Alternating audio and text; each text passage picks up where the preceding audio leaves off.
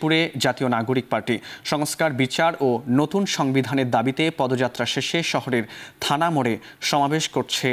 সমাবেশে বক্তব্য রাখছেন দলটির কেন্দ্রীয় নেতারা। বিস্তারিত জানতে যুক্ত হচ্ছে হারুনুর রশিদের কাছে।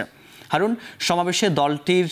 কোন কোন নেতা যোগ দিয়েছেন এবং শেরপুরবাসী আসলে কতটুকু এখানে সাড়া দিচ্ছেন একটু জানাবেন।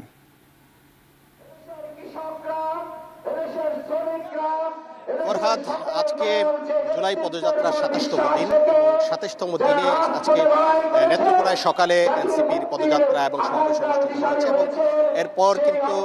শেরপুরে এখন এনসিপির টিম এবং আমরা দেখতে পাচ্ছি যে শেরপুরে পদযাত্রা শেষে এখন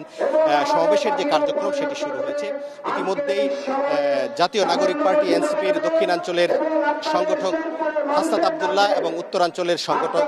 সার্জিস আলম ইতিমধ্যেই মঞ্চে এসে উপস্থিত হয়েছেন এবং কেন্দ্রীয় নেতারা এসেছেন এবং কিছুক্ষণের মধ্যেই এনসিপির আহ্বায়ক নাহিদ ইসলাম এই সমাবেশস্থলে উপস্থিত হবেন এবং ইতিমধ্যেই কিন্তু সমাবেশের যে কাজ সেটি কিন্তু শুরু হয়েছে। আমরা দেখতে পাচ্ছি যে স্থানীয় যারা নেতৃবৃন্দ রয়েছেন তারা কিন্তু কথা বলছেন এবং নাহিদ ইসলাম কিছুক্ষণের মধ্যেই সমাবেশস্থলে আসবেন এবং এরপর কিন্তু আনুষ্ঠানিক যে কার্যক্রম সেটি শুরু হবে এবং কেন্দ্রীয় এনসিপি নেতারা কিন্তু বক্তব্য রাখবেন। ইতিমধ্যেই এই শেরপুরের যে থানার মোড়ে যেখানে এনসিপির সমাবেশ অনুষ্ঠিত হচ্ছে সেই থানার মোড় কিন্তু এখন কানায় কানায় পূর্ণ। আমরা দেখতে পাচ্ছি যে দুপুর থেকেই কিন্তু শেরপুরের বিভিন্ন এলাকা থেকে বিভিন্ন উপজেলা থেকে এনসিপির নেতাকর্মীরা মিছিল নিয়ে এই শেরপুর শহরে এসেছেন এবং মিছিল নিয়ে কিন্তু এখন থানার মোড়ে যে সমাবেশ অনুষ্ঠিত হচ্ছে সেই সমাবেশস্থলে কিন্তু এসেছেন এবং এই যে সমাবেশের যে মঞ্চ, এই মঞ্চের তিন দিকে কিন্তু একেবারে লোকারণ্য হয়ে গেছে এবং সাধারণ মানুষ, ছাত্র জনতা কিন্তু আজকের এই যে সমাবেশ সেটি উপভোগ করছেন এবং এখানে আমরা কথা বলেছিলাম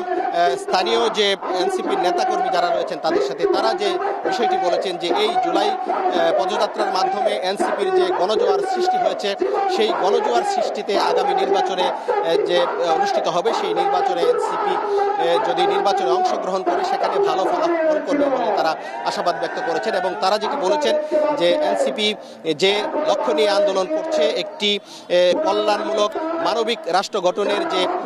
কার্যক্রম তারা শুরু করেছেন এবং যেখানে তারা সংস্কার দাবি করছেন, সংস্কার বিচার এবং নতুন সংবিধানের দাবিতে তারা যে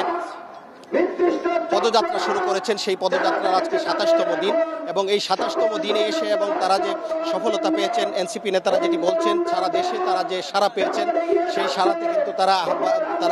আশা করছেন যে আগামী ৩ আগস্ট যে সমাবেশ হবে ঢাকায় সেই সমাবেশে কোটি কোটি মানুষের পদচারণা হবে এবং সেখান থেকেই তাদের যে দাবি দাওয়া এবং যে জুলাই সনদ সেটি ঘোষণা করা হবে সেটি কিন্তু তারা বলছেন এবং ইতিমধ্যেই এখানে কিন্তু